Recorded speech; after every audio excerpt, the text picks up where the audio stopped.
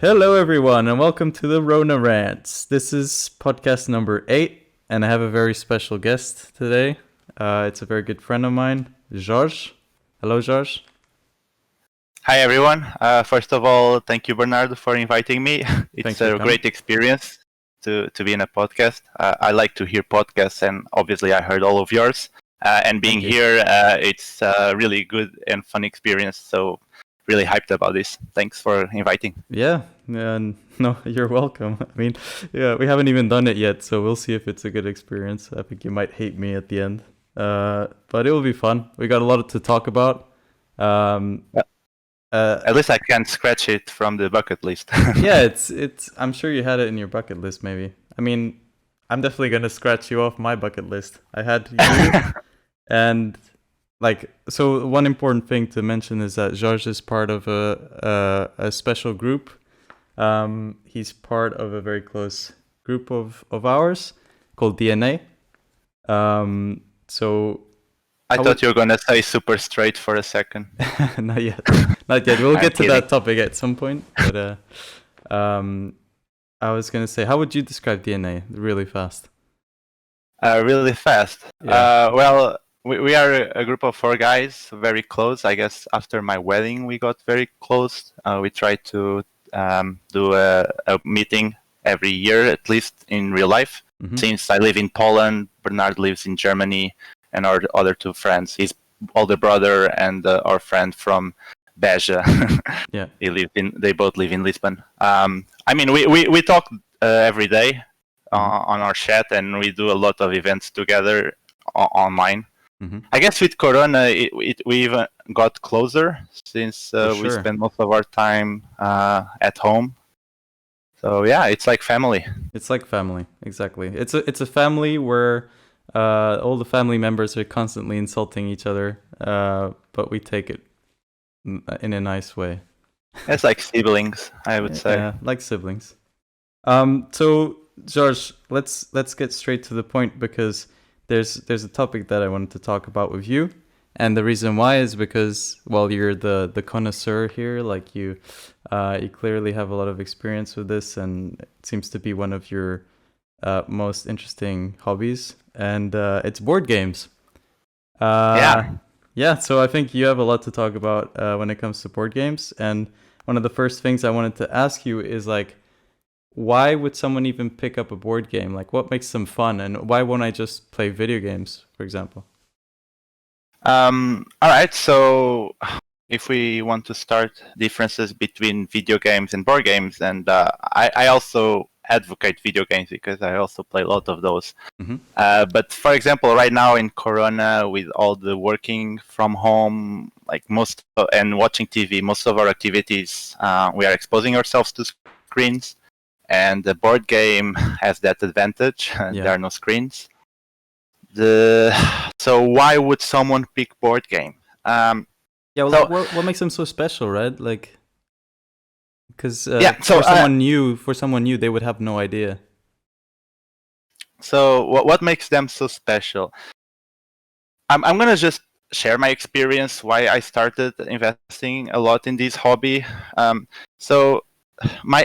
So to start, to introduce my ideals, I really like that sentence from Rome, mens sana in corpore sano. Mm-hmm. So I will always love to do sports, but then I also believe that we also need to take care of our minds, and we should exercise our brain as much as we exercise the other muscles. Yeah. And this is a stigma that people have, that people that play board games and play video games, they are nerds, they are socially awkward. And especially board games, I think people have this. Yeah, and they are fat, they don't take care of themselves, you know? Yeah. And I always, I don't like this stigma, and one of my goals in life is to fight it, you know? Mm-hmm. Because I believe you can be a board gamer, you can be a gamer, and you can be a chess player, and you can be super healthy and with muscles and ripped. Mm-hmm. So I have these 2 main passions, sports, and so I guess it makes me a little bit of a niche guy, mm-hmm. or against the stigma. Mm-hmm. But there are more people like me. I'm not the only one. Yeah, for sure. I mean, there's definitely I've met a lot of let's say gamers in general, but board gamers as well, who of course match the stereotype. But I think like nowadays I see more people who are like seem more balanced, more social, just more balanced people who got more interested in board games. I mean, I think I talked about this with you, especially it was you who told me that board games have become more and more popular now. Yeah, Even like the stocks have increased, right? yeah, definitely. I'm making some money with workshops. The company responsible for Warhammer, Mhm. because I bought it when Corona began. I kind of thought, well, first of all, I bought it because I just like the company, and secondly, I also thought people will probably play more board games now that they need to be close at home anyway. Mhm. So advantage right now with Corona, it's good because you are locked at home. It's something you can do inside home, not having to go outside. Yep. So before maybe it could be a disadvantage because outside activities are considered better, but nowadays it's a good one. Mhm. It trains your brain. In board games, you need to think a lot. You cannot just do mechanically stuff. You need to look at what other people do and adapt. So it's very good to train your brain. It Yep. will keep you very sharp intellectually. And there's also the social part of it. And this is something I would like to cover today here. Okay. So one of the things that I feel like in society nowadays is hard to, really get to know yourself and get to know other people. They're true colors because in society, right now, everything is safe, right? People, they never expose themselves to life-threatening situations. Like everyone mostly have a job. Okay, you can get fired, but you will not starve. You have a family. You have like savings. So we are not like when, like for example, World War or like this crisis that people actually do not know if they're going to live one more day. Yeah. So we don't encounter ourselves in these kind of conditions. And maybe people will think I'm overreacting, but in board games, your brain knows that it's not really the situation, but your body doesn't. You really feel the stress, and you can see like people that are very like shy and don't talk too much. Suddenly in a board game, because they are about to lose, it's like they look like a different person. They start like raising their voice. They start panicking. Oh yeah. You see like someone doing a backstab that you thought it would never happen. Yeah. I mean, it's fair to say it's just a game. In real life, I wouldn't do it. Mhm. But then again, wouldn't you like if you would be in a cave, you would almost starving to death, and wouldn't you like kill another person to eat it? I mean, the point is, yeah, people say in real life I wouldn't do that, but that's because in real life you don't face life-threatening situations. In a Yeah. board game, you simulate those situations, and I feel like you can really get to know yourself and other people in these kind of environments. I know there are, yeah. That's So I really think interesting, actually. Like, I mean, you're definitely hitting a very important point because it feels like when you're playing maybe more than gaming, I think with board games, they seem to be designed in this way where like you get so mad sometimes. Like you can really see yourself like desperate to win or not to lose, and then yeah, like you said, you can do stuff that maybe other people would not expect you to do. And I mean, especially with backstabs, there's been people that have managed to bluff and to backstab me in such a way that I never expected it from them. that's another thing, right? In board games, you really can, train to be a spy, learn how you do under pressure, under stress. If you like just crumble to pressure or in like really throat cutting situations. I mean, I feel like you learn a lot about yourself and you learn about a lot about others and your friends. Yeah. And I feel it's a next level of socialization. It's an experience. I've studied a little bit why people get so mad in board games or in games in general. Because so my wife, she's a big sore loser. I hope she's not listening to this. But this is why I was like interested, and because this is a problem in our lives. Because obviously it's my passion, board games. It's one of my biggest passions. And we cannot play too much because she gets really annoyed when she loses, and it's a big mood killer. And then it's better not to do it. Mm-hmm. And I was like interested, like, is there something we can do about this, or why is this happening? And what I've learned is that even though your brain knows this is not real and it's fake, your body cannot, do that bridge, and your body thinks it's real, and your stress levels are real, and you really feel panicking when you're losing, like you're about to die. And this is why some people just lose it. Some people just lose it. Like, yeah, there are lots of videos online. I mean, if you write on YouTube like chess or losers, you'll see like really funny stuff, like people throwing tables to the floor, breaking plates. Mm-hmm. I mean, and this is why, because like, even though they know it's a game, like their bodies, they cannot recognize that. They think it's real. Yeah, for sure. It's crazy. But do you think it gets better over time? Like, do you think that a sore loser can become better the more games they play, or do they need to do some introspection and work on themselves? Or I think if they don't realize why is it happening, and if they don't try to, learn a little bit more about themselves, they're not going to improve. But if they really want to improve, I am a big believer that you can train any skill, almost. I mean, even singing, right? Mm-hmm. There's a big natural bit to it, but you can improve. And this is another thing. There are people with genetics that they can do better under stress, and people that they can do worse under stress. Mm-hmm. But everyone can improve. Yep. Yeah. So I wanted to ask you as well, why the hard thing for me in my head is to distinguish between why would someone play video games and why they would play board games. Like, when would someone pick between the two? And how would you convince someone who, let's say, okay, I'll give you two people. One person has never played games before of any kind, and you want to convince them to play board games. And the other person is a gamer, like an online gamer or a video gamer, and you want to convince them to play board games. Like, what would you say to either of them? You know? Have any idea? Yeah, sure. I've been in that situation a couple of times. I'm known about putting people into the hobby. Yeah. So first of all, the biggest problem with board games is the stigma, a little bit like anime, that people think it's for kids. Yeah. And well, you know me, so you knew I was going to trash Monopoly. I actually like Monopoly. Yeah, it's a shit game. I know it's a shit game. So for me, Monopoly, it's like really horrible, because when you say like you play board games, people will think, well, this guy likes Monopoly, or they think Risk, I would like just to go a step back and explain a little bit about board games in general. Sure. So board games, you can have, I think there are two main qualities about the board game. One is RNG, which stands for Random Number Generator, which is basically luck. It's basically luck. It's like the higher the factor, RNG, yeah. The higher the RNG, the higher the luck factor. Okay.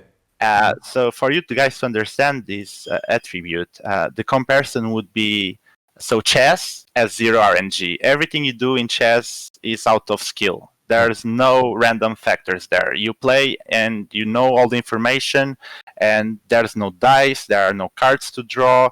Everything has 0 RNG. Yeah. And if you want to see the other side, I would say, is it the Chinese that's called in English? Like this game that you are rolling a dice and you just go? That's the Polish name, I think, for that. I don't know how it is in English. But yeah, it's like a game where you roll the dice and you go forward depending on how much you roll, right? Yeah. And some rolls are bad, some rolls are good. Yeah. And the only decision you do in this game is which one of the meeples you gonna move, if you have more than one. Because if you only have one, you don't even have that. Mm-hmm. And you can be the best player or the most smart person in the world. Yeah. If someone is always taking 6, 5s, and 4s, you will never beat with your 1s, 2s, and 3s. Yeah, and that's frustrating.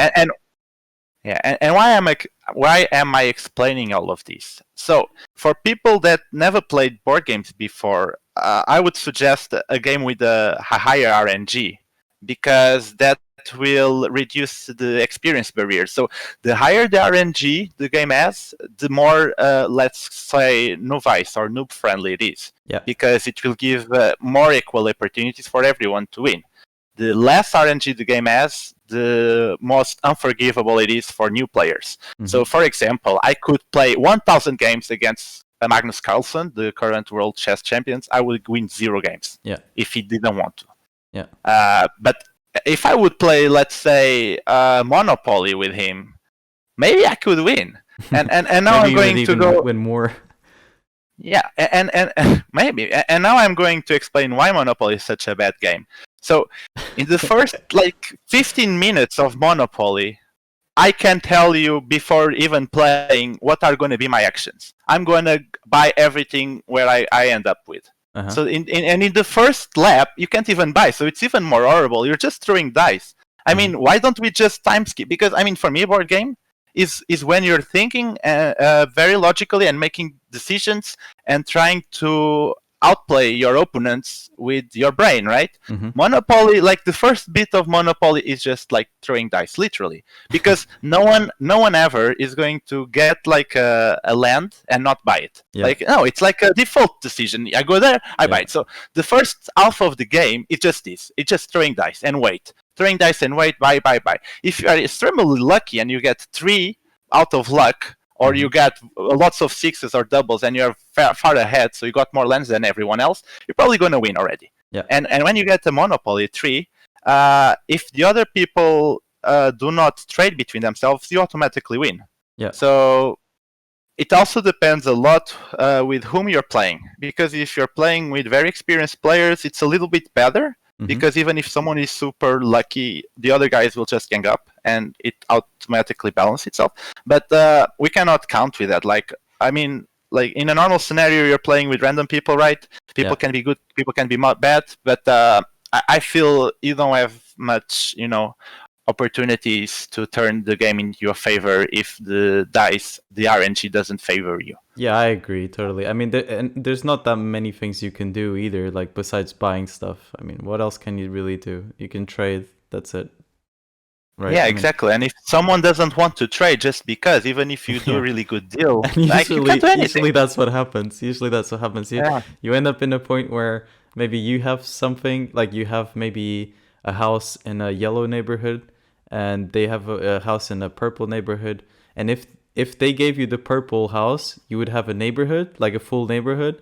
And you have a yellow house that would be really good for them, but they will not trade you because you'll get a neighborhood. And then it's just the whole game is like this.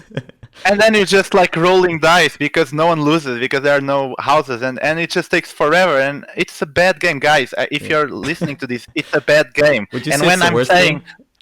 No, it's not the worst game. My problem with Monopoly is the most famous one. Okay. And that's a big, in my opinion, is responsible for people having this stigma. I don't like board games. Yeah. Why? Because they only tried the Monopoly and they hated it. Of course they hated it. It's an horrible game. And then they're like, I don't like board games. Can I ask you, what are good games then for a new person? Because you were saying the higher the RNG, the better. Do you have any examples of some games that maybe people could Yeah, try? Definitely. We're going to that. I just felt it was really important to explain this. Yeah. Makes sense. Because otherwise people will not even give it a try if they don't understand that Monopoly is not board games. All right, so and sorry, I know you hate me. I'm going to just keep explaining a little bit. Go ahead. No, go ahead. The second important component on a board game. So one of the biggest one we just covered, RNG. The second one is complexity. Okay. And or heaviness. So the more complex the game, the longer it is to explain the rules and the harder it is to understand them. Mm-hmm. And for a new player, obviously you want to go for very low complex games. Yep. So the ones that I advise to start with, if you want to get into this hobby, I advise Settlers of Catan. This is a very popular game. Yeah, and A Ticket to Ride. Mm-hmm. And why I'm picking these two? Because in my opinion, these are the first entry-level games that are actually good and are very easy to access, because you can buy them almost every store, like any paper store Fnac in Portugal. I don't know the name. Empik in Poland. I'm not sure about the other names in other countries. Yeah. But you go to what's the name of this kind of stores? Like I don't know, like board game stores. But I know what No, you mean. I'm not. Do you mean I'm not like, talking about board games. I know what you mean. It's like general stores, right? The general, like Fnac. It's like general. Yeah, exactly. How do you call it in English? Yeah, tech stores, like with guess. paper, or like when you want to buy stationery, right? Normally, this kind of stores, they will have Ticket to Ride and they will have Catan, so it's very easy access. Yep. So that's why I'm picking these two games. Yep. And then if you want, and which one should you buy? Look, first of all, go for team, right? If you like settlements, like doing roads and doing your like cities and managing resources, like Settlers of Catan is the good Monopoly, like known Monopoly. Like if you like Monopoly, try this, okay? Yeah. And Ticket to Ride? What's Ticket to Ride about? It's about trains. So if you like trains and if you like geography, go for it, because you're playing either in Europe or in I believe America. I'm not 100% sure, but in Europe, one of the maps is Europe. So if you like geography and you like trains, go for Ticket to Ride. If you like more resources and trading and negotiating with others, go for Settlers of Catan. Yeah. If you want to look at RNG, I would say Settlers of Catan is a little bit higher than Ticket to Ride. Because you're throwing dice almost every turn, although you can kind of control it, because you get to pick where you do your settlement. So you get to pick the numbers that you want them to go, and you know, like the numbers closer to 7 are higher probability to be, because you throw 2 dice, and obviously there's only one combination for 12, which is 6-6, or 2, which is 1-1. So these are the less probable to come up with. And then 7 is the most combinations, because there are 4 different combinations. And the further away you go from 7, the less probable it is. So the second most probables are 6 and 8, and so on, so on, so on. Okay. I mean, I can say, like, I'm very noob. I'm a very... how would I say this? I'm a beginner with board games, I would say. Like, I'm not experienced, but I have tried quite a few board games, and I think your recommendations are really good, because from what I've seen, I've played with people who have never ever picked up a board game in their lives, or if they have, it was Monopoly. And they had fun with both Settlers of Catan and also Ticket to Ride. I mean, they're quite easy to pick up. You don't have to be like reading the rule book for really long. They're intuitive, and they have some RNG with like it's fun. It's fun. You can still think, and it has some randomness, which makes it fun for everyone. So yeah, really a completely new player would have chances to win both these games. I already lost against a new player in both of these games. So in Ticket to Ride, the RNG is the card draw, because there's some card draw, and obviously in Settlers there's card draw plus dice. So Settlers of Catan is a little bit more RNG. So if you want a game like to be more noob friendly, I would say Settlers of Catan is a little bit better, but they're both great choices. Sorry, I just want to make one more recommendation. If you love Risk has a big RNG. I mean, it's not... Yeah, I'm going to say it's a bad game. But if you love Risk, you should try Small World if you're like new into board games, because the concept is very similar. Like you have armies and stuff. It's easy to learn. The rules are not overwhelming, and it's much better. Okay. Small World. I mean, yeah, Small World. I'm going... if you like fantasy too, because it has elves, orcs, humans, wizards, and has a lot of replayability, because you do random powers with random races, so you can have really funny combinations like diplomatic skeletons, or flying giants. So it's really fun. No, you cannot make. It's random, so you never have the same game once, and you have to buy your race. So it's very, very good game. So these are my 3 recommendations. If you like Monopoly, go either for Settlers of Catan or Ticket to Ride. If you like Risk, go for Small World. Cool. If you if you're already a gamer and you want to deal with more complex games, give me a call. I wanted have to other ask you, recommendations for like, you. I wanted to ask you related to this is like, what are your favorite games right now? Like your personal favorites. Like you don't have to make a top 3, but like, what would be 3 of your favorite games? All right, so my favorite genre are the ones that you have your troops and you are conquering lands and you're attacking people and you're strategic. So I think the best games in this area are right now are Kemet, which is the one I own, which Egypt. You're like fighting with monsters from Egypt and you have power. It's really fun. Okay. Another one is Blood Rage. Actually, I'm gonna flex a little bit. I never lost one game, but I've been also lucky. And I don't own this game. Pugas, one of my best friends that lives here in Rosso with me, is also Portuguese. He owns this game. It's about Vikings. It's really great. And the third one is Rising Sun. It's with samurais and Japanese team. And my other best friend that lives now in Zurich, he used to live here with us. He was from our group. Yep. He owns it. So this game I played like 2 or 3 times only, since it's hard to play with him. We need to go to Zurich or he needs to come here.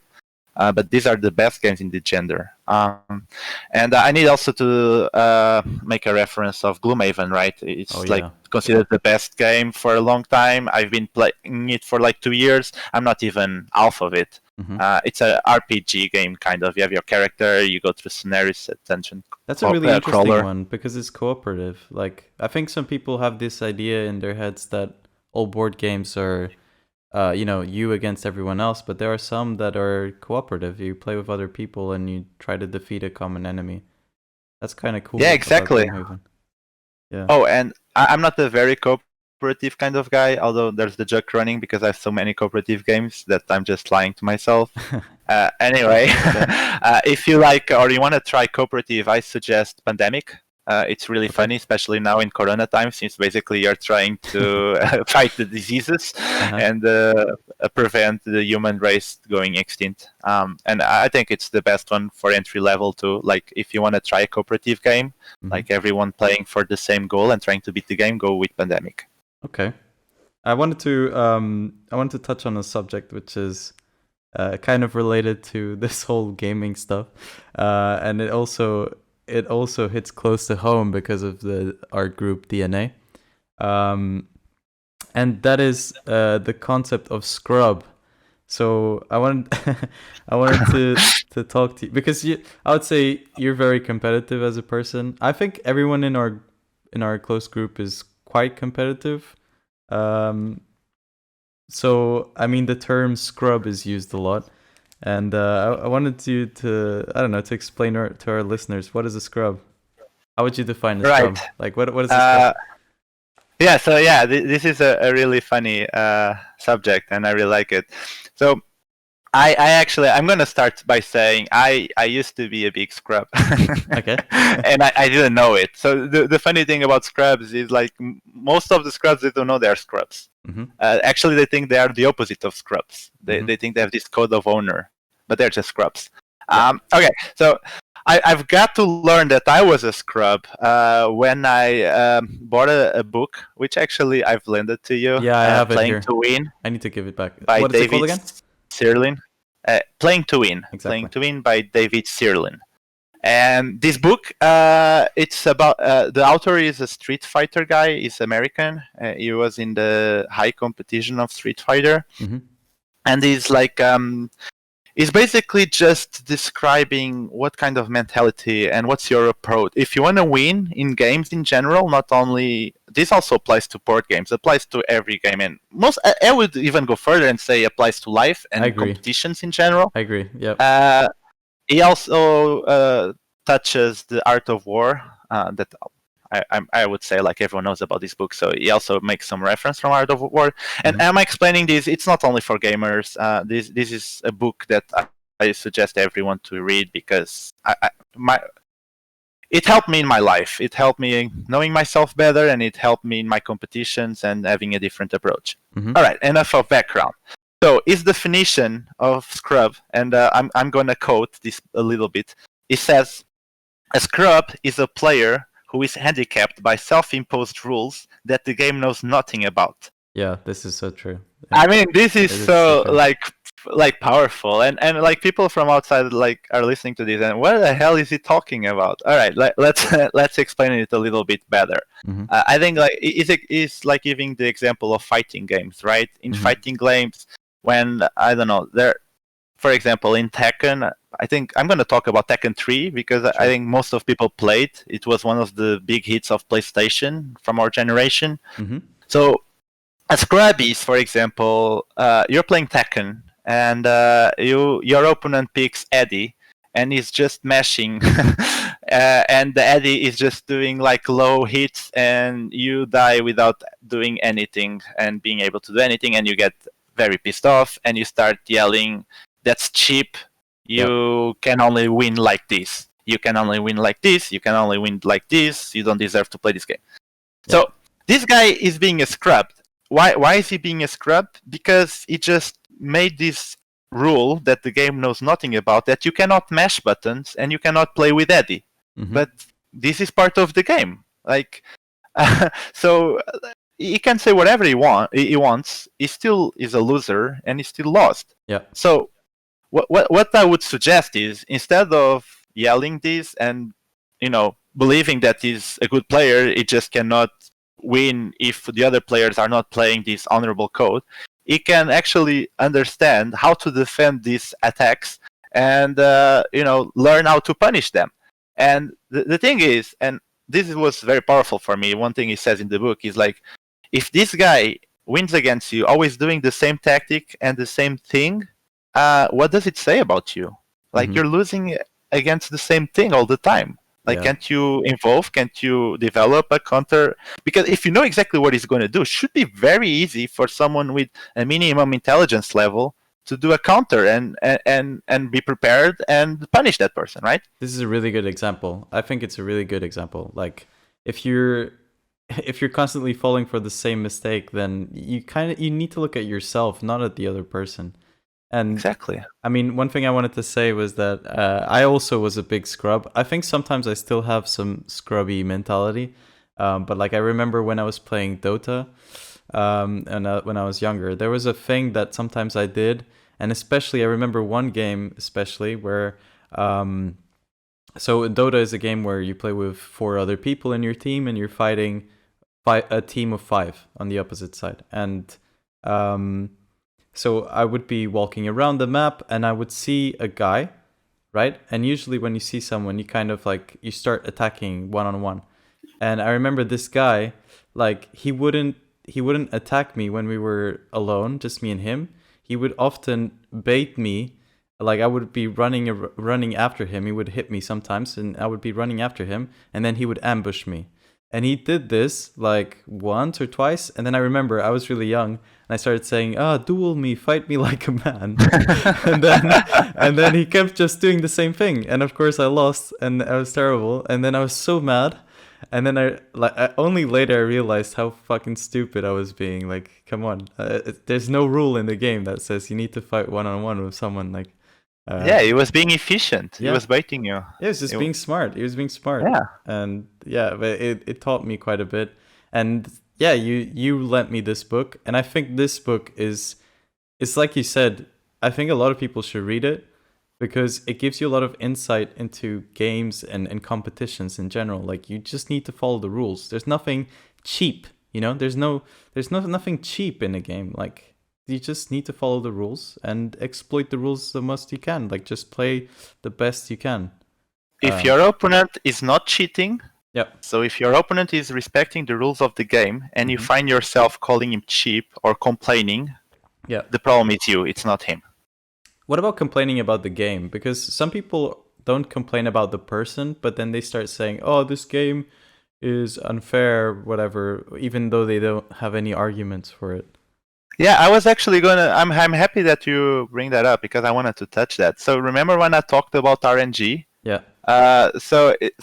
Obviously there are games that there's some RNG element there. Like, you can lose a game in board games, for example, just because someone drew the perfect card at the perfect moment and they beat you up. Yeah. So something really interesting that I wanted to touch is like competition and RNG. So normally the higher the RNG, the less suitable a game is for like high competition. A really interesting subject and game about this is Hearthstone, because Hearthstone has a big RNG element, and they try to do a big tournaments, and there's controversies about is the RNG level Hearthstone suitable for high competition?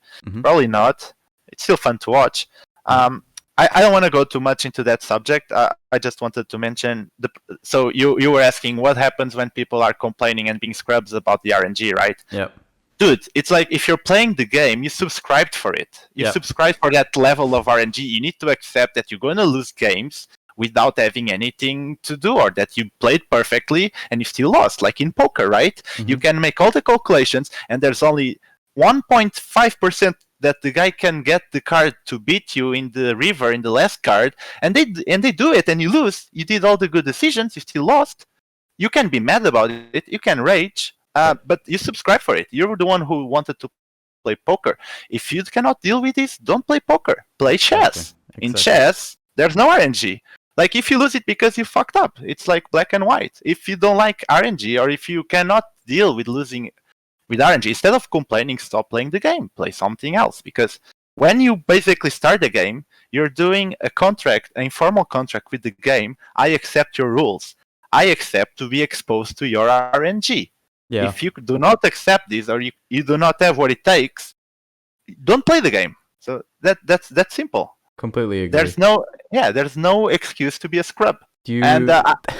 Yeah, go on. Let me just finish it. Yeah. I know I look like a white knight talking from my high horse, but dude, I was a big scrub. I would yell. I would be super pissed off about gaming and games in general. But this book helped me a lot, and it's not like I'm completely immune to being a scrub. I also find myself being a scrub now and then, but at least now I have conscience. I know, okay, fuck, I was a scrub right now. I need to, calm down. I'm the one playing this game. I accepted it. I feel like it's hard. It's really hard. I think everyone, in my opinion, everyone has still a little bit of scrubbiness inside, and especially if they've never heard the term before, I think they will not understand when they're being a scrub. And this applies to many things. Like in life, you don't even have to be playing games. It's just competition in general. A lot of people are scrubby, and making excuses. I think another thing about being a scrub is also, it's not just complaining. It's like you lose, and then you make some excuses. Like instead of just owning up to your loss, you start saying like, oh yeah, but this person had the time to train. Like this person had so much money. Oh man, that's another rabbit hole. That's another rabbit hole. That's about talent versus training, and let's not go that. Maybe other. It will be too deep. But do you agree with me that Souza is the most scrub of our group? I don't want to go into that today. I mean, I cannot defend himself. I'll take your silence as agreement. No. All right. But one thing I wanted to say though is like, do you think what would you like? Because I think that everyone has a bit of scrubbiness inside, but you think, how do you change this? How do you change this scrub mentality? So, as I said, the first step is to recognize that, because it's hard. It's very emotional. And there's a big ego here, right? It's hard to lose. Yeah. It's super hard. I actually read that in your brain, losing, it's almost like beating your head against a wall. It's tough. It's painful. Yeah. And this is why most people cannot do high competition, because they cannot because if you want to be really good, I got quite good at Tekken, and I lost so much. I spent so much time training, and you need, and chess is the same. You need to be willing to lose, and learn from your losses. And if you lose and you say this guy is a cheap guy and he was lucky, you learn zero. If you lose and you first of all give your first of all, you say the guy played really, your opponent, you respect your opponent, you say really good game. You first of all, he will admire you and he will want to play you more. And if you play with someone better than you, you're going to improve. Secondly, he's going to be up to give you tips, because if you admire him, he's going to be feeling good about himself. He's going to like you, and he will help you improve. Yeah. So there's a lot of benefits. So the most important thing is you need to realize that you lost because of your own fault. And if it's not your own fault, if it was due to RNG, you should accept that. And if you don't, just change the game. Exactly. And also, I want to make a big distinguish. I want to distinguish scrub and noob, because some people, when someone is being called scrub, they think, oh, it's just a bad player.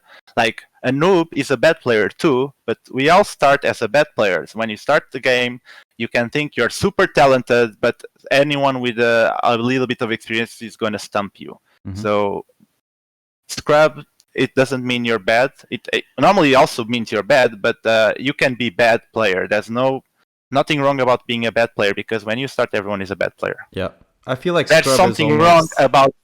Yeah. Oh, sorry. Go on. There's something wrong about losing and not being willing to learn and improve from it. Yep. So there's like an anime quote that I really like. That's there's no shame about being weak. There's a shame about staying weak. And this is my final point to this subject. That's a good one. I honestly think like new players, they can still have some scrub mentality, but the biggest scrubs are people who have played the game for a while. Whatever it is, or the sport, it can be whatever, any competition. They have played it for a while, and maybe they're not as good as they should be, because perhaps they don't just own to their mistakes, and they don't explore the game, or they don't do the things that they should be doing to go to the next level. Yeah. Anyway, it was exactly, and then. Yeah, and then there's the ego coming, right? They think, well, I'm playing this game for so long, and who this guy thinks he is, he just comes here with no experience and he beats me. Super lucky. Like, you need to be humble if you want to improve. Exactly, and that's really hard. It's hard to manage your ego, and I think everyone has a hard time with that, but it gets better. Super hard. Super hard. I wanted to talk about one thing, which I think is like a really important topic, and it relates to the last podcast that I did, because like you said. Both me and you are expats. I've lived in Sweden before. Now I'm in Germany, and you've lived in Poland for quite a long time. And I also lived in Ljubljana. And Ljubljana as well, exactly. I think it's really. And in London for 6 months. Oh yeah, you did. Yeah, that's true. You've lived already in quite a few places. But yeah, I think it's important that we talk about this, because I think both you and me have quite a lot of experience. And I wanted to ask you more, like, especially about Poland. Like, what kind of culture shocks did you experience? First of all, I just want to start by saying I really liked your podcast about expats. I think it was very accurate. And I need to vouch for it. I agree with most of things you said. Maybe all of them. I just don't I don't like to do this kind of statements, because probably it's something that I don't agree with. But anyway, you guys get the idea. So, biggest cultural shocks. So I'm going to go back to why I'm in Poland. Well, my wife, she's Polish. We've met in Erasmus, and the first time I came to Poland, I was visiting her. We were trying long distance relationship after Erasmus. Mm-hmm. And so my first big cultural shock. In Portugal, when you meet a girl, you're going to kiss her in the cheek. Yeah. In Poland, this is a big no-no. It's very awkward.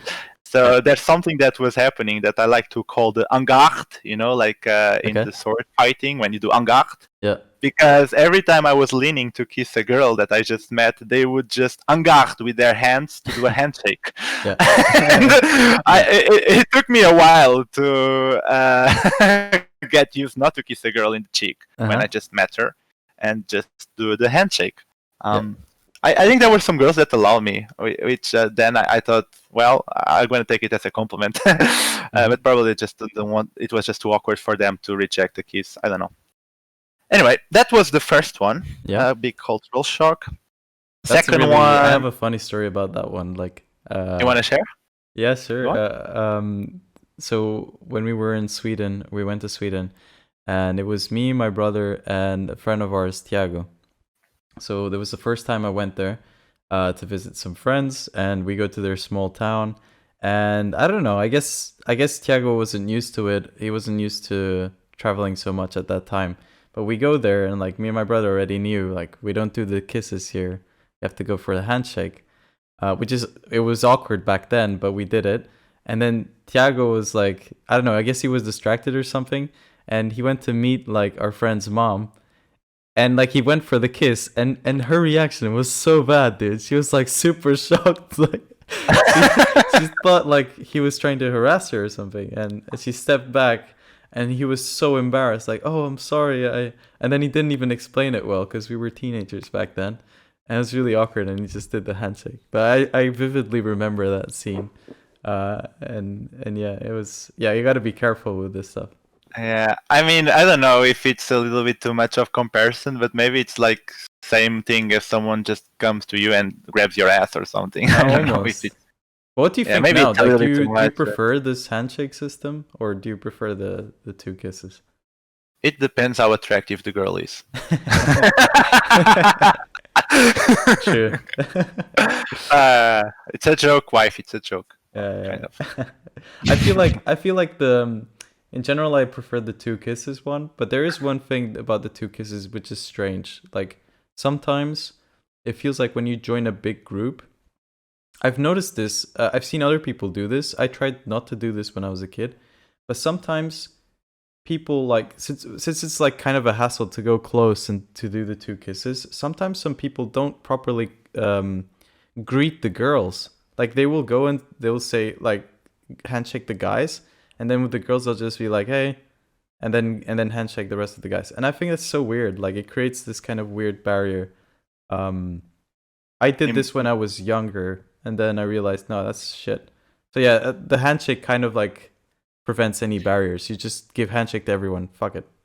Yeah, that's true. It's equality, and I'm gonna we're discussing cultural shock, so I'm gonna tell a story. When my wife, when she came to Portugal to visit me when we were boyfriend and girlfriend, she was unlucky because we in summer my family from France, they came and they love to do these super huge big parties with every family member. It's around like 15 to 20 people in a big party, all family, right? Oh yeah. And she's a girl, so she literally, because in Portugal girls kiss in the cheeks to girls and to men. Men only kiss cheeks to other girls. Exactly. But girls, they need to kiss everyone. So it was a nightmare for her. Imagine, like in Poland, like kissing, it's almost sexual in the cheek, and she had to kiss all these like old people that she never seen before. She almost passed out after all those 20 kisses. Times two, because we kissed twice. It's in each side of the cheek. Exactly. So that was literally a shock. Yeah, for her it must have been super weird. I guess it's more weird, yeah, from their side than from our side. Yeah, it's worse. It's worse going from Poland to Portugal than the other way around, because for us to giving a handshake is not a big deal instead. Do you have any other cultural shocks, like something? Yeah, something else I have a couple. So another one is eating habits. Okay. So in Portugal, we like to have our dinner around 7, 8, 9, and normally it's a big, huge meal, right? Yeah. In Poland, they have dinners very early, right, around 7, and their dinners are very light. Oh, Eat like a sandwich or just a little bit, like almost zero, like. Which, by the way, I think it's good, and I'm adapting to it because before going to sleep, it's not good to get your stomach full of things. Plus, you're not going to burn the calories because you're just going to sleep. So it's going to make you fat. Right. Anyway, that's an interesting this, one. right? I experienced that one as well. Like you told me before, that they have sandwiches for dinner, and I thought, well, that's fucking retarded. And then I went to Poland, and yeah, it was just sandwiches for dinner. And but the thing is, like, yeah, that family, they ate a lot, so I didn't experience what you experienced. Like they would eat a lot of sandwiches, and like, oh fucking hell, I don't want more sandwiches. Yeah, but the thing is, like, we in Portugal, we expect like a full-fledged meal, right? With meat, potatoes, wherever, right? A full thing. And we're not expecting just to have a couple of sandwiches. So the funny story was I was at my girlfriend's parents for the first time, and we came at night from the airport, and we were eating like the sandwiches and the other cheeses and all of these. And then I finished it, and then I just was waiting, and my my wife, she was asking, "Oh, George, what are you waiting for?" And I'm like, "Oh, I'm waiting for the main dish." And she's like, "That's it." And we were very, very happy that our parents don't understand English very well because it would be fucking rude. So what's the main dish? Yeah, I thought that they were just the starters, right? So yeah, that was another cultural shock. Uh-huh. A big one, and this one is huge, is friendship. In Okay. Poland, friendship is fucking nuts. Tell me about it. I'm curious. So yeah, I'm gonna tell you a story. So, and we're gonna cover like difficulties living here. I think later, but I'm just gonna touch one because it helps the story. Like language barrier. Yeah. Polish is extremely difficult language. It's very hard to learn. It's really hard. Even now, I'm not even close to be fluent. I can survive, but like doing admin work and papers and stuff like that, I don't have that level yet, and it's a little bit of strain to my wife because she needs to do all these things. Yeah. I'm still trying to learn, and I need to man up a little bit on this. And but it's fucked up. Really dude. serious. It's fucked up. Polish is fucked up. Like just so people can understand, like, a lot of people think that German is hard. Dude, German in comparison to Polish is, I would say, 1/3 of the difficulty, you know? Just so you understand. Like I learned a little bit of Polish because I had an ex-girlfriend from Poland, and comparing to German, I mean, it's much more complicated. Like you need to know. Okay, let's not get into that linguistic stuff, but you just need to. It's much more complex. You need to know a lot more grammar than in German. And people think German is hard. The problem is sometimes there are not even rules. I mean, for example, they change the names with the person, right? So in English, you say my coffee, your coffee, his coffee, our coffee. Mm-hmm. Coffee doesn't change. Yep. In Polish, they change also the names. So it would be something like my coffee, your coffee, you, our coffee, our coffee, you. Yeah. And the thing is like, okay, but what's the rule? You add a after, if it's second person, you add age. There's no rule. You just need to know it. And every name has different declinations, and there are no rules. You just need to know it. You just need to practice. So, but let's not be scrubs about language. Yeah, we can't complain. Yeah, if I really want to, and if I really practice, I can handle it. There are lots of foreigners that manage to learn the language, so there's no excuse here. I just didn't put enough effort into it. Mm-hmm. Anyway, why is it important to cover language? I was trying to learn the simple word friend, right? Okay. In Portuguese, it's friend, amigo. That's for everything. Yeah. In English, friend, for everything, right? Yeah. In Polish, man, this is such a they have many opera. Words? They have like 7, or I don't know. I didn't count them. I don't want to be lying to the audience, but they have a lot of different names for friend, and each name represents a degree of friendship. It's like belts from karate, right? You can be my friend with the white belt, or you can be my best fucking friend that will wake up at 4 a.m., drive, and give me his heart if he needs to, which is the black belt, right? Dude, that sounds Asian almost, That sounds like an Asian thing, like something I would expect from Japan. It's super crazy. So if I do not know all the names, but the black belt, it's Piacello. Okay. If someone is your Piacello, it means they will come at 2 a.m. wherever. They do everything for you. They will give you a lung if they have to. It's like almost level brother, or it's the highest you can achieve in Polish friendship, right? Mm-hmm. And I was just like trying to learn the language. I was completely unaware of this culture. Yeah. And I was just asking the simple question, how do you say friend in Polish? Mm-hmm. And someone just told me, Piacello. So I don't know, they just gave me like the highest level of friendship, right? Mm-hmm. I don't think the person did it on purpose. Probably they didn't even think too much about it. They just said the first word that came up to their minds when they thought about the word friend in Polish. Yep. And we were in the bar, and I've met one of my girlfriends, but now I don't know, should I keep saying girlfriend or wife, because she's my wife now? I don't know. I'll just say wife. Go for it. So I was meeting one of my wife's best friends, and I kind of heard her calling him Piacello at some point, and I was trying to, surprise people and trying to do as much Polish as I could, and I just said, "Hey, Piacello," and suddenly his face goes blank, and he tells me, "Nie jestem twój Piacello," like in a really serious tone, Whoa. which means I am not your best friend. Yeah. And I was like, wow, that's rude.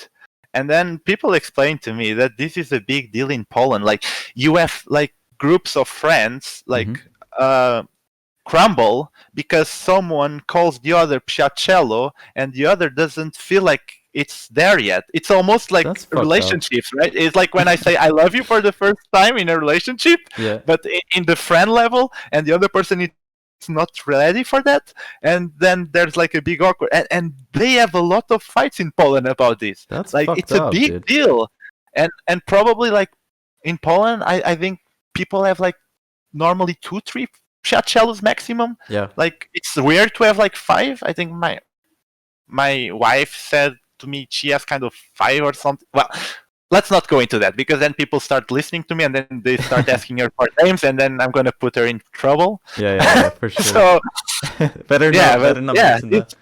But that reminds me of there's this website. It was very big in Portugal, but apparently I've talked to some people and it wasn't that big in their countries, but it was called High Five. And so it was like an imitation of MySpace. And so everyone was using High Five, and High Five, it had this like Facebook, right? It was kind of like a Facebook MySpace. Yeah. And High Five had this very, very fucked up feature. It had 2 fucked up features. One of them was that when someone visited your page, you could see like who it was, and kind of like LinkedIn. And the second fucked up feature was that you had a lot of friends, right? And then your page would show maybe 5 or 6 friends out of all of your friends. So you could actually select which friends would be visible. And this became like it became the thing that shows everyone who your best friends are. And also the order also mattered. So the first one would be your top friend, and then you had the second, the third, and fourth. Oh my god, dude, there's so much high school drama. And this thing that you were telling me in Poland, it reminds me of this shit. Like people ranking their friends, and I'm just like, oh my god, I can't believe that. And getting upset if someone marks them as a great friend, and you're like, oh, I'm not such a great friend. You're not my great friend. You're not my best friend. Yeah, it's super toxic business. Yeah. In Portugal, we don't have this culture. We just call everyone friends, and that's it. We're not like ranking people. Yeah, it's a bad system, I think. But any other cultural shocks? Any other big one? Yeah, the weather. The weather is a big cultural shock. Because I never experienced true winter before I came here. Well, there are good things and bad things about it. But actually, I'm just going to share, like, I already talked about Pugas, one of my best friends that lives here with me. Yep. So he went to Maldives, and he left his car parked in Warsaw, and 1 week. And it's super cold right now. It's snowing and minus degrees. Jesus. And he cannot move his car because he forgot that in Poland you should not leave your handbrake on because it gets frozen, and then you cannot move it. So you should just leave it in the first gear without the handbrake. So this doesn't happen. So he had to and like Portuguese people will never think about this because like we don't even have snow. I mean, only in like Terra da Estrela, in the biggest mountain, which is not big at all. So these are the things that we don't think about, or changing the tires for snow, or for example, one of the interesting things in Poland, you always need to have your lights turned on when you're driving. In Portugal, no, and that's because they don't have that much sunlight, and in Portugal, the country is more bright in general. So in Poland, it's much more dangerous driving without lights than it is in Portugal. I had no idea about the handbrake thing.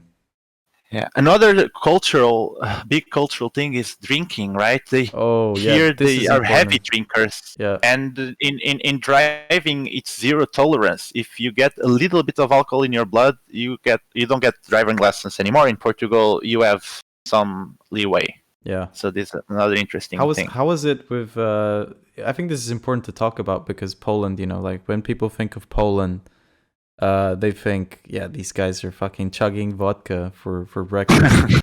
How was it for you? Like, how was it to get used to vodka? Because in Portugal, we can also drink heavy drinks, but I think usually we often just drink beer or wine. But how was it for Yeah. you to adapt to vodka? So, well, my first real contact with vodka was at the Polish weddings, because when I started being with my wife, it was the time that all our friends were getting married. So we were going to like 3 to 4 weddings every year. Oh man. And yeah, Polish weddings are nuts. Yep. They are nuts. Like you really need a guide to survive them. My first Polish wedding, around 9 p.m., I was in the floor. Yeah. So, and why is that? Because in Polish weddings, they have a bottle of vodka in every table, and it's very unpolite to run out of vodka. So the biggest fear of a Polish wedding is to run out of vodka. So they have a lot of vodka, and they are like drinking shots every 5 minutes. Yeah. And if you do not know what you're doing, you're gonna pass out. I was one wedding. Well, then I start getting used to it. But I remember there was one wedding that they invited an English guy. The guy got so drunk that he went to his room and he broke the door, like shooting. And like, yeah, his girlfriend that was Polish, she was so ashamed. And you really need to know how to deal with vodka when you go to a Polish wedding, because you can just end up very badly, very easily. Dude, the time of my life. Yeah, go ahead. Tell me. Yeah, go on. So my advice is eat a lot, dance a lot. When you're eating a lot, the food absorbs the alcohol. When you're dancing, it's more because you're gonna skip all the shots they're doing at the table. And also, you drink more water because you're thirsty, and water is your best friend. Like one of the tricks is when you go to the toilet to pee, like just sip a lot of water from the tape, a lot when no one is watching. Because in Poland, you shouldn't drink water because it's also like you look like weak. Yeah. But you need to drink water. They also do it. I mean, everyone just hides it. Undercover. The drink is sipping as much water as you can undercover. Yeah. And eating a lot and dancing. So these are the main ways. If you are a foreigner and you go to a wedding, Polish wedding. Because, the thing is, it's super offensive in their culture if they invite you to drink and you don't drink. Like maybe in other cultures you look responsible or something. Yeah. But in Poland, you're just a pussy and you're disrespecting them. Yeah. It's like I have a problem with you. I don't like your face. That's why I'm not drinking with you. There's a big honor system there, yeah, for sure. Yeah. And they have even a saying, when someone says they don't want to drink, it's like, what, you're not drinking with me? They say it in Polish, and it's like an ultimatum. It means like, you either drink it with me, or our friendship is ruined. Oh, wow. You know? So, there's kind of a big social pressure there. Yeah. I was gonna tell you the time of my life where I drank the most was at it was the day before your wedding, and it was your wedding, but especially your wedding, because I didn't expect this. Like if I just drink vodka, I hate the taste of vodka, and I feel like puking if I just take one shot. But you guys at the wedding, you did something I never saw before, which is you take a shot of vodka and then you just have a sip of orange juice. Like just a bit of orange juice. That I think it's called the follow-up technique. You drink the shot and you follow up with something to take out the taste. It changes completely everything. Like you can drink a lot more because of that. But yeah, it was fucked up. It was definitely fucked up. But I wanted to ask you as well, because I mean these culture shocks are very interesting for sure. I think you touched on quite a few topics that were interesting for people that are curious about Poland. But I wanted to ask you, how was it for you, or what are the worst parts and the best parts of Poland? Like, and how was it to adapt as a foreigner there? Did you feel like a big alien there? How was it?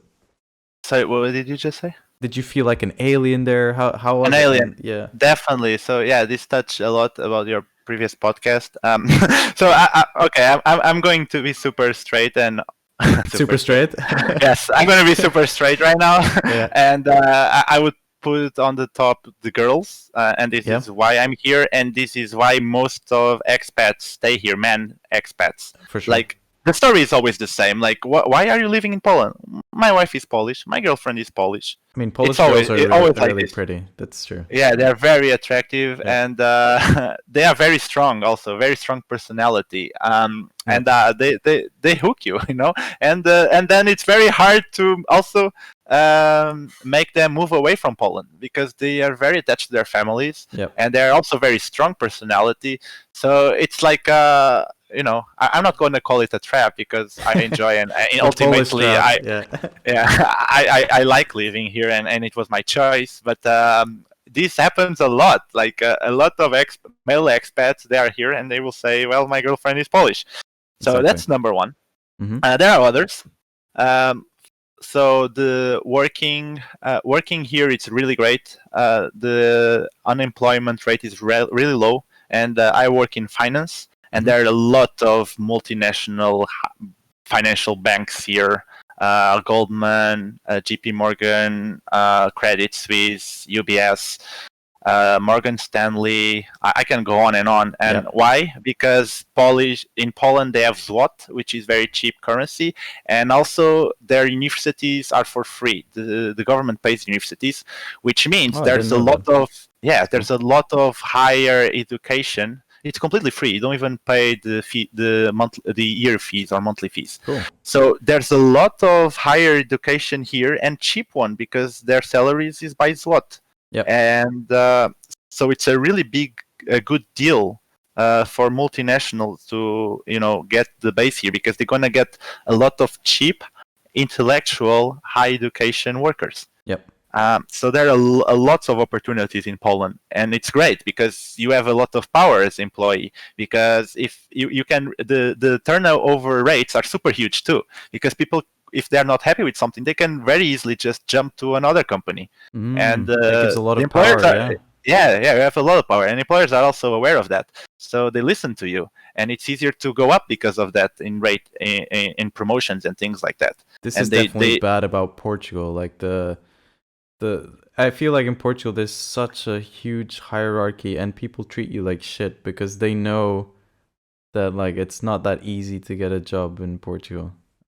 Yeah, and work-life balance conditions in Poland are amazing because you only work 8 hours. Everything more, it's overpaid, it's overtime. Okay. You have, by law, a limited number of overtime that you can do per quarter. Yep. If you do more, like the company can get in trouble because of that. Plus, they need to pay you extra for every hour you do, 1.2%, I think, of your salary for each extra hour than 8. Cool. So the work-life balance is amazing. Then they have like the system called the multi-sport card, which is great. Oh, which I've heard is about you this. pay, Yeah. you pay around 12 euros a month, and you get access to every gym in the city almost, Nice. every swimming pool, every squash, every tennis court, for free. It's amazing. Like I pay 12 euros a month, and I can go to the gym every day. That's crazy. Or go to the swimming pool, or do whatever. Of course, now with Corona, I actually resigned from that because I cannot do these things. So everything is closed. Yeah. But this system is amazing. I love it. I'm really crazy. happy with. Yeah, it's amazing. And another great system is the medic cover. You also pay a very small portion of a month, around also 10 euros or something, and you also get access to everything. I get access to dentist, cleanup, checkups, and I don't pay anything because awesome. this is covered. Yeah. So this is great about working in Poland. And the food, so I guess the food is great as well.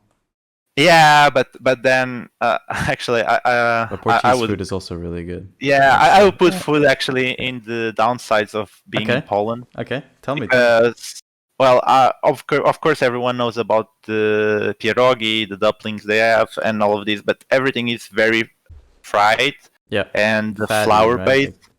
They don't have much diversity in terms of fish or meats. Like I miss basically being close to the sea, to be honest, and the weather. Yeah. And I feel like I'm eating chicken all the time here. But they have some stuff better. Like their salads are really diverse, and their soups are super good. And that is better than Portugal. But I would say, like in terms of food, I really miss Portuguese food. Same. I gotta say that. I mean, I do think that Polish food is nice, but after I said this, after it came out of my mouth, I realized, but Portuguese food is. I prefer Portuguese food as well. So other stuff that I think it's a big plus in Poland, beers. They have so many different kinds of beer. Because in Portugal, you only have Sagres and Superboc mostly, and our beer game is terrible. I think beer in Portugal is like Superboc is nice and Sagres is okay, but that's another cultural thing about beer is like in Poland you don't find anything below alpha liter. Like beer cans are alpha liter. In Portugal you have like minis, right, which is 220 centiliters. Did your wife complain about that? Because my ex-girlfriend, she was constantly saying, "Why do you guys drink such small beers?" Like, well, my wife thought it was super cute. You know, it was like a little teddy bear beer. I mean, you just drink more of them. She's not a heavy drinker, so she doesn't like beer that much. So she actually liked our minis. Okay, cool. yeah. And another really big thing that I like in Poland, as a gamer, their gaming culture is amazing. Well, we cannot forget it's the country of Witcher, right? They made Witcher. Right. And also in board games, they are responsible for two big hits. One is Neuroshima Hex, which is a strategic board game. I played it a lot here, and I went to tournaments, and it's really good. And the other one is Imperial Settlers, which is also amazing. So the gaming culture in Poland, it's really big, and they have a lot of bars only for gamers with Xboxes, with board games around. Like I don't see this in Portugal. Or as much. They have a big nerdy culture, actually. They have a big nerdy culture here, It's a big thing. And like if you talk about gaming in Poland, like guys will lose their shit. Like most Polish people are gamers or at some gaming past. I didn't know this. That's a cool thing. I mean, I saw a little bit of it when I was in Poland, and I've had some Polish friends that told me the same, but I was surprised. But it's not something that you would expect, but it makes sense actually. Yeah, so the gaming community here is amazing. It's much better, and now even chess. Like the chess level in Poland, it's much higher than in Portugal. I have to say it. What about the worst parts, or what is the? How is it as a foreigner there? Like how would I say it? So I guess this is not Poland related. It's more like expat living away from family and friends. Yeah, sure. You've covered that. So that's kind of horrible, especially with Corona. Yeah, I couldn't even spend Christmas in Portugal. That's kind of bad. At least I had my Polish family to be with, so it's not as bad. The weather, but although I need to give it, because it's also very interesting to have a real winter, because in Portugal, the winter you almost don't feel it. It's a little bit cold, yes, but like the snow, I think it has a little charm, you know? You actually see, you actually can feel that's winter, that's spring, that's autumn. And in Portugal, it feels like you have like the summer season and you have the other season, kind of.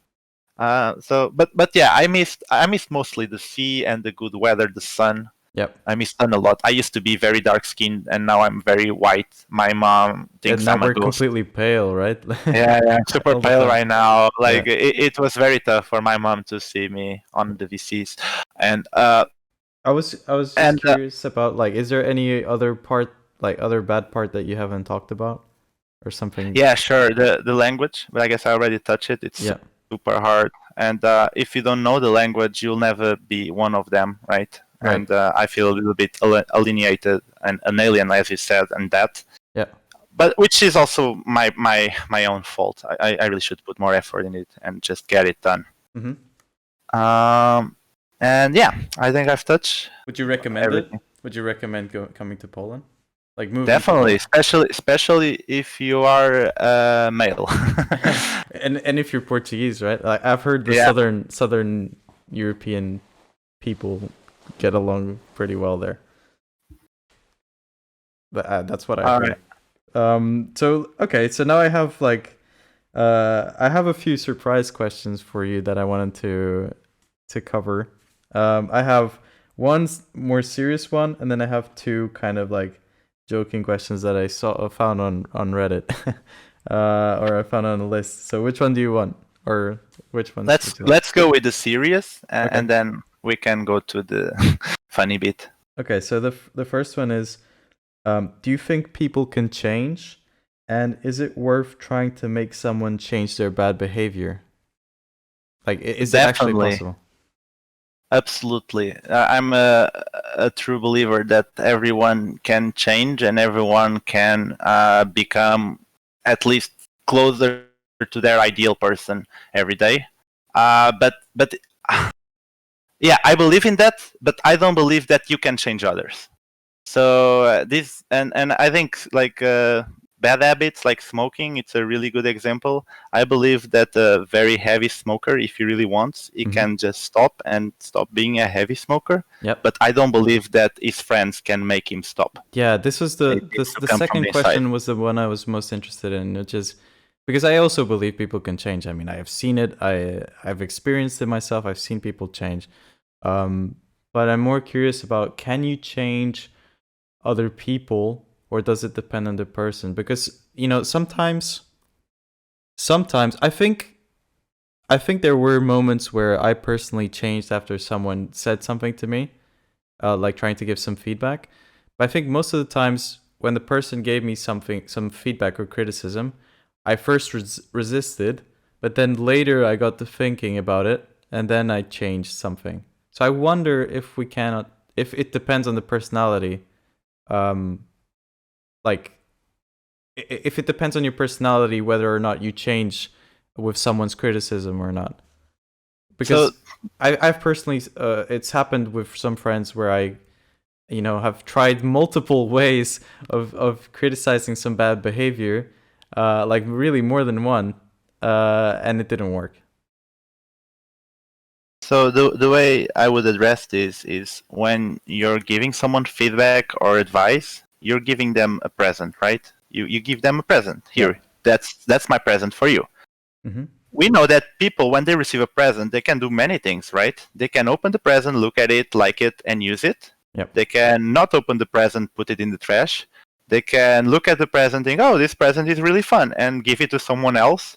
And I think this is a really good way to see it. And this goes to what I said before, ties back to that, which is, you can change yourself, but you cannot change others. You can try to help them or point them the direction, but if they don't want to change, they will not change. And exactly. You just need to accept that. You just need to accept you have no power over other people. And the best you can do is lead by example. And because I think no one likes to be told what to do, and no one likes to feel they're inferior than others. So when you're like telling someone what to do or how they should live their lives, I think they're gonna just get even more against it. Exactly. So the best thing you can do is like just give the advice, and also don't be a hypocrite. So don't say to someone else to do something and then not doing it yourself. And the best way is they will learn from you from following your example, and not because you told them to. Exactly. I think that's. And also, and also, if someone asks you for advice, I guess they're much more prone to change, and there's much more higher rate, rather than you just getting out of your way and throwing it in their faces. For sure. I think if someone's asking you for advice, it's because they're already in the mindset that they're gonna change. So that, in that sense, yeah.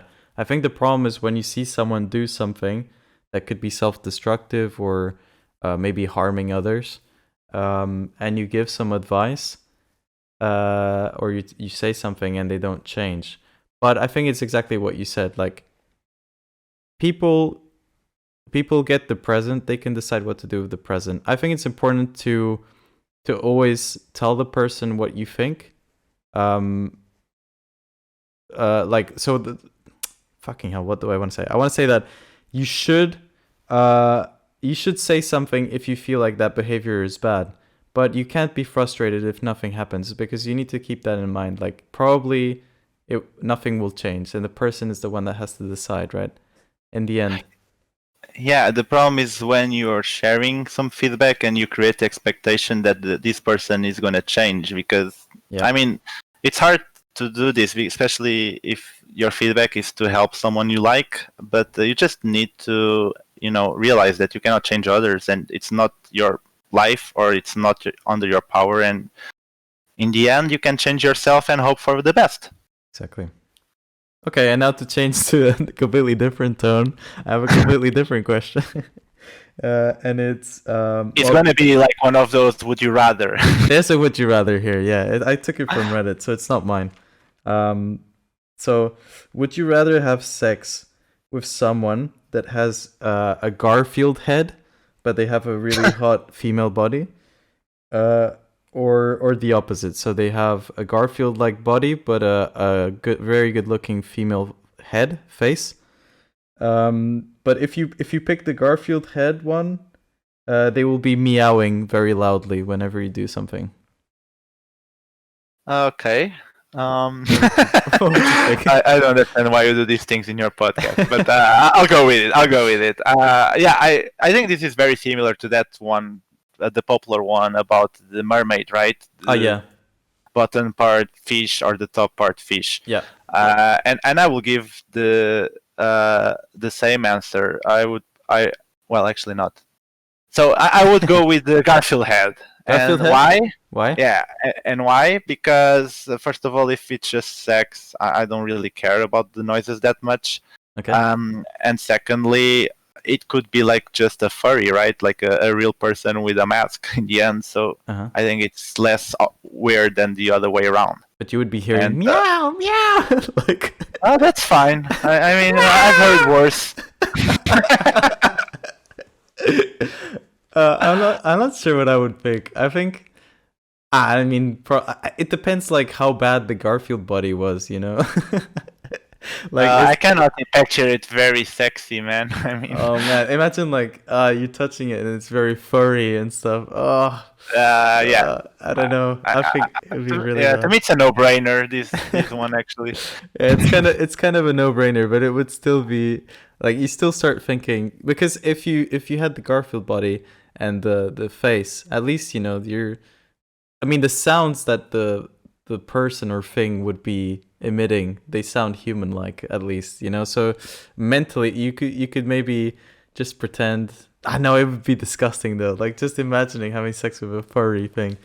Wouldn't it be easier, just to put something in your ears and not looking at the face? I think it's much easier then, because you need to touch the body anyway, right? And if it's fur, you cannot like get away from it. You definitely cannot look. You cannot look at their face. You can't look at the back of their head, because you just think of Garfield. Like you cannot. You need to look somewhere completely away and put some things in your ears for sure. I don't know. I mean, if I would think it's just a mask, like Halloween. You would just think it's a mask. Yeah. Okay. Yeah. This could work. Yeah. That's. Yeah. I mean, this seems like a no-brainer actually. After posing the question. So let's go for the last question. Are you ready? Let's go. And this one is interesting because I haven't thought about this at all. I just wrote it down because I thought it was interesting. Would you rather be surrounded by people who brag all the time or people who complain all the time? Whoopa! Wow, that's an interesting one. Yeah. I would go with brag. You prefer brag? Why? Yes, much more. Because it's more positive. I really think complaining, it's not very beneficial. Mm-hmm. It's some of the it's a habit I'm trying to rid out of myself. Yep. Bragging is also not good, but at least it's positive, right? They are talking about something they achieved or something they're proud of or something cool. Like you can, from bragging, other people when they are bragging, you can like learn a little bit, or like okay, so you got this, that's cool, I also want to try it. Mm-hmm. And when people are complaining, I don't just see any upside to it. It's like, well, the thing it's and it's also contagious, right? Like exactly. If people are like complaining, you feel like sad, you feel depressed. It's like it sucks your energy. If people are bragging, well, I know like bragging can be annoying, right? But why is bragging annoying though? Have you thought about it? I think like the nature of bragging being annoying is like first of all, maybe you think that person is not that great, but down then maybe it's a little bit of jealousy because they are bragging about something that you didn't do, and deep down you wish you could have done it, I think or there's you some just think jealousy there for sure, but it's kind of like bragging can also be negative. That's also important to say. definitely, yeah. But it's like, I think you asked a really good question. Like, why is bragging negative? Annoying, yeah. Why is it annoying? What do you think? I'm just trying to think off of my head. I think it doesn't. It somehow pulls some jealousy, or it feels like it puts jealousy inside you. You know, maybe you weren't jealous about something, or you thought that maybe you didn't have a flaw somewhere, and the person's like somehow exposing your flaw by boosting themselves. You know, maybe I'm just off of my head. That's one. I can think about the other one, which is like these braggers that are bragging about something that's not even that impressive, that it can also be annoying. Yeah. And it also, my dad said something to me that it really reflected, which was, if you are good, you don't need to tell it yourself because other people will. Right. And this is very, very, very, very, very big, I think. I usually see this. And the problem with braggers is if they need to brag, maybe it's because they're not that good, and you know this annoys people because they come across as phonies. Dude, this thing that you said, I think you can also bring it to another topic, but I think it's important that people know. In my opinion, this is a big red flag with someone. If someone is always saying they're a good person, like all the time, they're probably not a good person or a good friend. Like you should stay away. Like a real good person or a real good friend would not be saying this. There's no point. So I think bragging is bad because of these two reasons. One, it can trigger jealousy from people that are listening to, and the second one, it can also be a sign that the person that's bragging, there's some flaw there, and that's why they're bragging. There's an upside with insecurity, right? It shows insecurity also for someone that brags about themselves. Yeah, for sure. I would like to say one upside of complaining, which is just stress relief. That's the only upside I can see. But I do agree with your opinion. I think that if you chose the option so let's look at both options. If you chose the complaining option, you would have the benefit of being able to complain a lot and to join other people's complaining. But you have the downside of like it pulls you down. It's a negative behavior. If you're always complaining, you're just gonna feel worse actually at the end. Like there's a healthy amount of complaining. Like more than this, I think it drags you down. And I remember because I used to live with someone whose name will not be said, that was doing this all the time, and it makes you feel like worse. But on the other side, bragging. I'll let you say what you want to say. I just want to finish. So if you, on the other side, the bragging side, yes, it sucks when people brag all the time, but I think you would get used to it. And at some point you would not feel jealousy. You'd probably also start bragging, and it would just become a new form of communication. And it is, bragging is negative in my opinion, but it somehow brings more positive energy. Like it makes you want to do things in a way. It could make you want to do things. Like looking at other people's achievements and whatever, it could make you feel like, oh yeah, I want to do more stuff. I think it would have less potential to bring you down than the complaining. Yep. That was what I was thinking for this question specifically. I just wanted to cover a little bit complaining because I didn't touch it much. Yeah, sure. So my opinion on complaining, it's healthy to tell others how you feel, right? Mm-hmm. It's healthy. It's not healthy to bottle up inside everything. Like if someone is doing something that really annoys you or frustrates you, you should tell that person. So you both can understand what's causing it and work it out yourselves. Yeah. Just complaining without any goal behind it, I don't think it's helpful. Just like saying stuff out without any kind of goal, just complaining for the sake of complaining. I mean, maybe it's a stress relief, but you're putting baggage on the others. I think like if I'm mad or frustrated about something, I would prefer to like tell it to someone and explain why I feel like that, and then work with that person, understanding what can we do to make it go away, right? Not just like dropping the bomb and then continue dropping the bombs because I didn't solve the original problem, so it's gonna keep coming and coming. So that's just my point. My opinion on this. I get that perspective. I think if you do it like in a small dose, it could be okay. Like things that you cannot change, things that are really unchangeable, or maybe everything is changeable, but things that probably are very hard to change. I think you can complain on a small dose, and it maybe will help you. But I think in general, complaining is something that you should avoid because it makes you feel worse. And I also am trying to change that in myself because I complain a lot. I think you can basically, with some people, you can sometimes find like a sort of a pact where they complain about something that they cannot change, and then you complain about something that you cannot change, and then that's it. Like that's it. But then the problem is controlling yourself. So in general, complaining is not good because of this, because then you just start going on a waterfall of complaining, and it feels good at the time, but then you just feel worse after. Yeah. It's addictive too. You can go into spiral for sure. Hey, but man, this is everything that I wanted to talk about with you, and it's been great. I'm really happy that you came.